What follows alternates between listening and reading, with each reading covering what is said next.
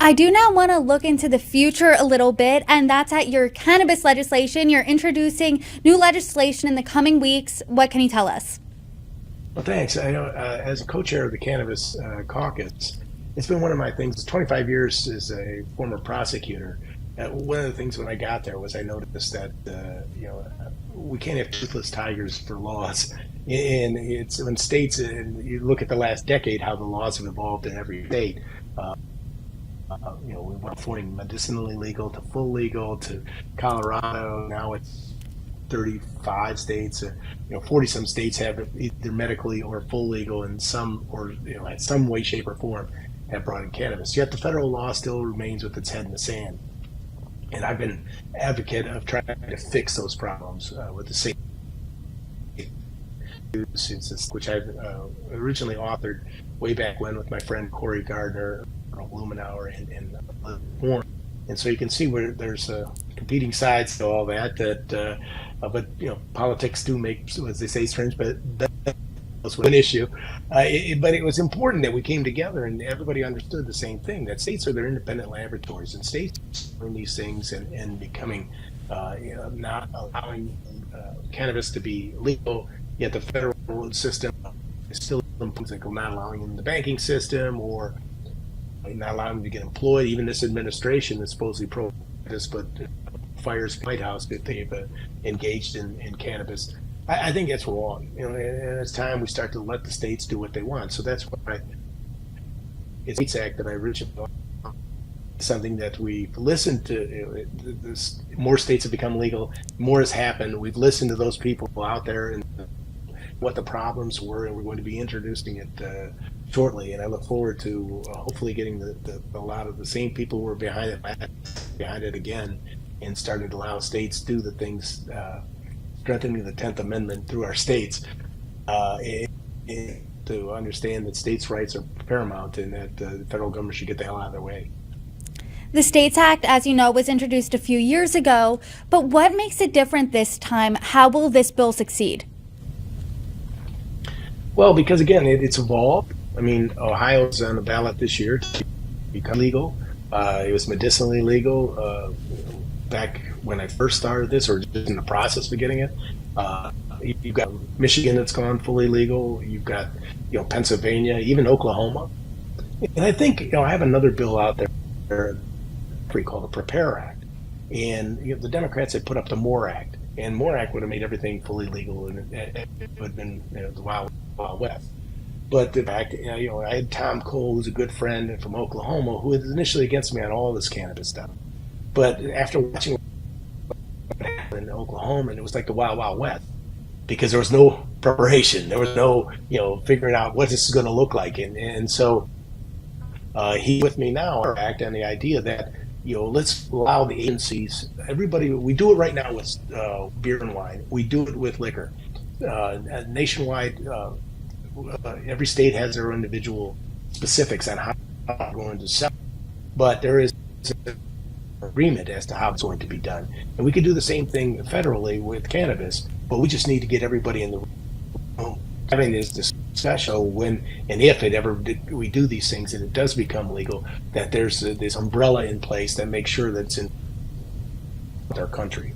And so the combination of states, SAFE, and the States Act, I think, and Prepare, my good friend Akeem, are all going to be things that will help prepare us for the day it should become legal. You've introduced quite a few pieces of cannabis positive legislation, and this historically has been more of an issue that Democrats support. So what was the catalyst behind you as a Republican to get into this type of legislation, and how have those conversations been with other Republicans who might be a little hesitant to support these types of things?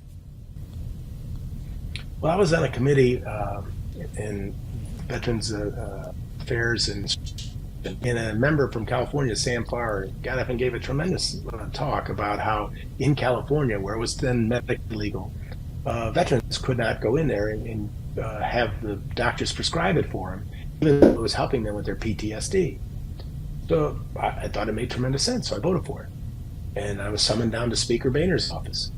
And he wanted to know what I was doing. Well, I went through the reasons why, and I said, I believe it's states' rights issue.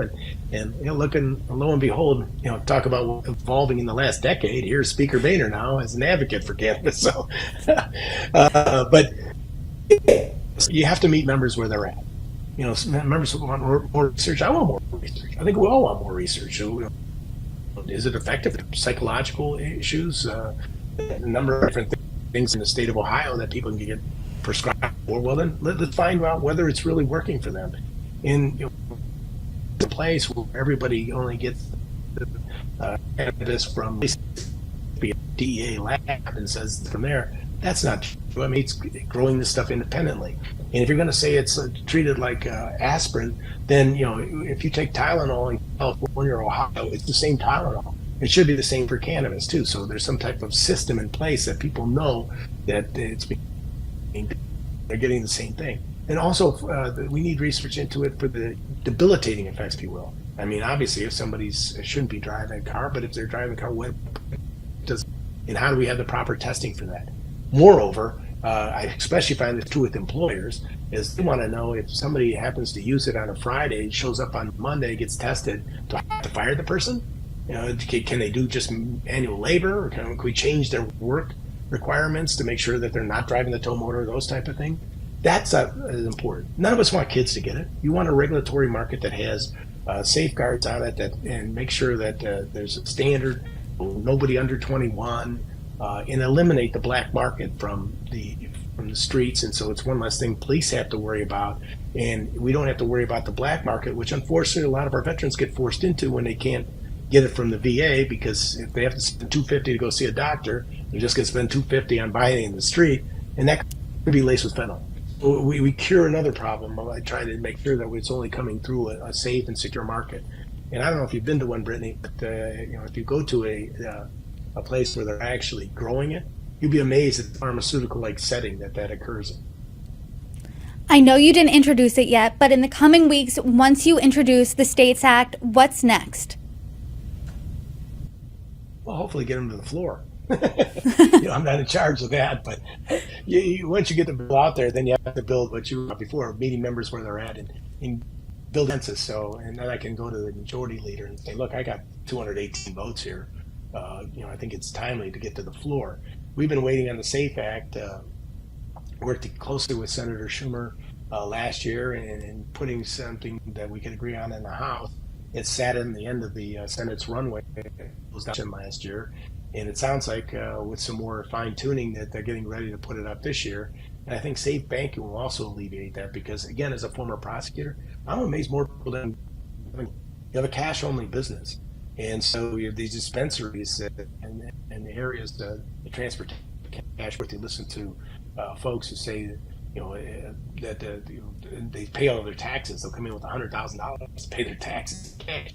Well, I worry about those folks, because that's not a safe place to be. So that's why I think it's important that we do it. Plus, I think it provides a check and balance on the system right now that's not there. If how much they're growing and you know what they can sell it for, then they should only be depositing X. Anything in excess of X gives you a chance to go look at them and audit them.